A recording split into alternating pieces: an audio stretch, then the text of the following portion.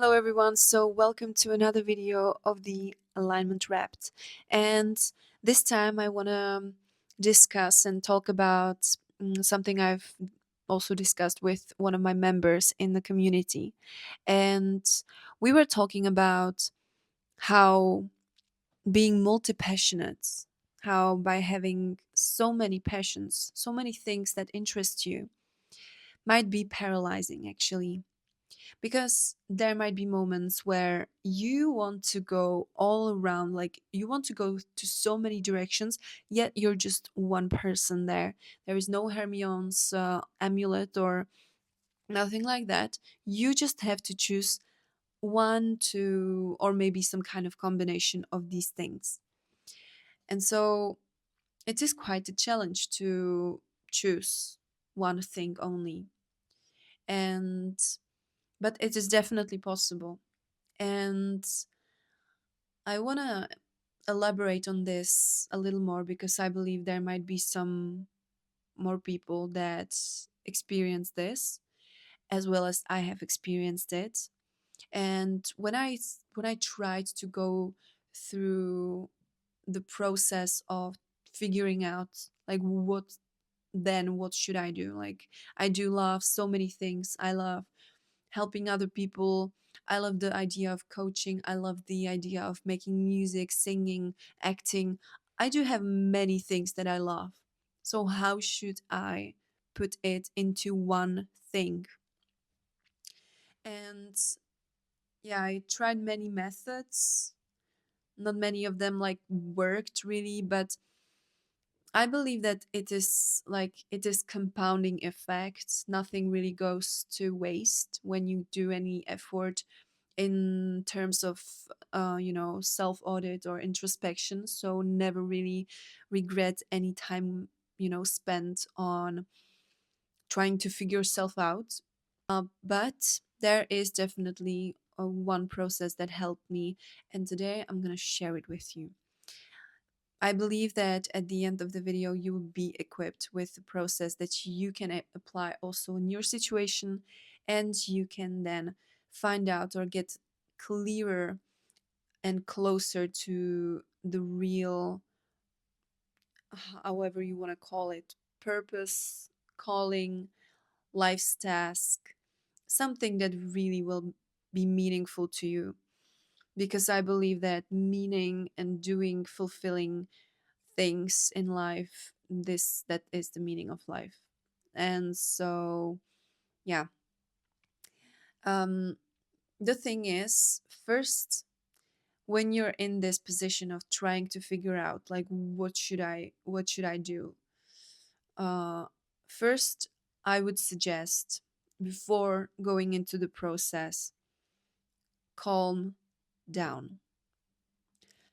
Like literally as simple as it sounds, it's not that easy, but we really I remember I had to calm down, because when you're trying to figure things out, you're thinking about it.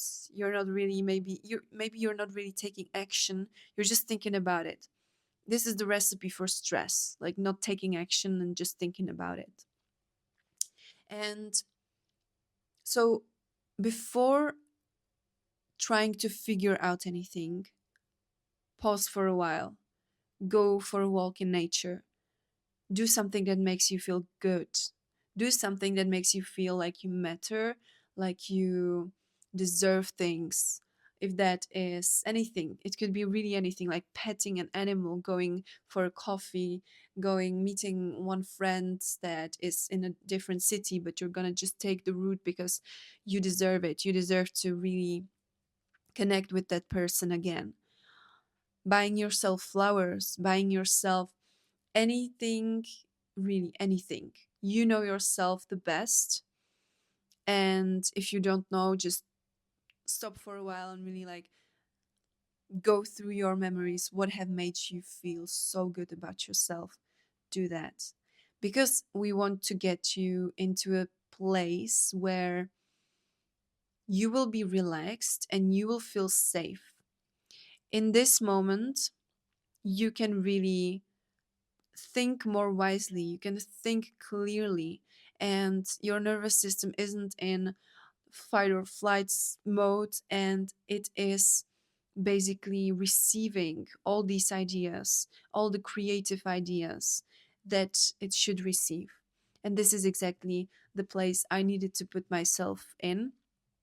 Personally, for me, it's dancing, singing, anything, as I said, like anything that really um, kind of does the somatic work, where it is moving, or whether it is maybe creating something like drawing, or just simple meditation, or sometimes when I'm really feeling anxious, I do the emotional freedom techniques, the tapping. Such a good thing, honestly, such a good thing.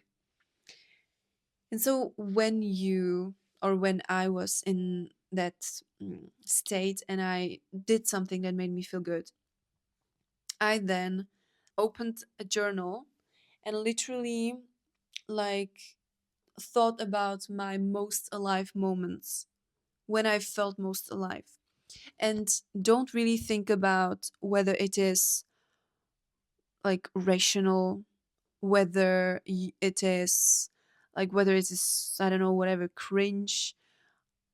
No one will read it. Really, like, be there for yourself fully and go all in with all your ideas. So if you have an idea, I remember I had like, yeah, I had dancing. So I love dancing. Okay, I just wrote it down. Then I remember music, singing. I wrote it down. I had no like real background in music and in dancing. I just loved to do it, and I enjoyed practicing it. And so I've written all the things that were delusional, that were just like out of nowhere. By listing out everything that really lights you up, you can then like take a look at it and maybe circle like three main things that really were better than the others. There is going to be always some kind of list of priorities. You can always prioritize things. You can always prioritize things. And so I prioritized them. And then at the same time, um, I I looked at it and I was like, I remember it was like it was fashion, then it was dancing, singing, and coaching. Something I would really be able to test out. Those were the three things. And so we're getting into the next step. I tested all three of them. I created an idea, a paper where I've written everything that I would do, and everything like, yeah, like let's say the business plan for each of these passions. And like that, I've created a community on dancing. Then I've tried to sell t-shirts with like my own texts. And then I started this YouTube channel. And so I've tested all of them.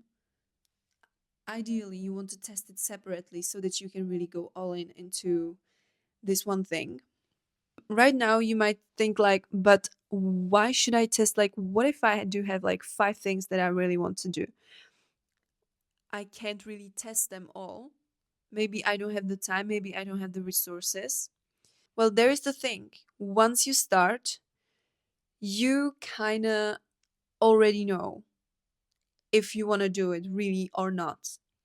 Because I remember when I started to, for example, focus on that dancing part, I then started to think about coaching.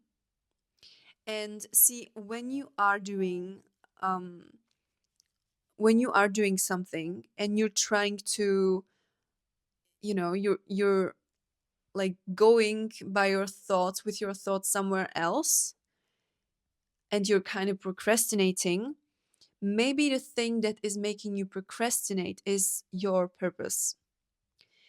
And So that's how you really get to understand what you can endure, what you can even like suffer for a while, because it would really, it's not an easy thing, but it is so worth it. And by the way, like the word passion, I know that some people hate or don't like the word passion, and some people really romanticize it. Well, the word passion comes from the Latin word passio, and that is in translation like suffering, or being able to endure in a long term a particular thing.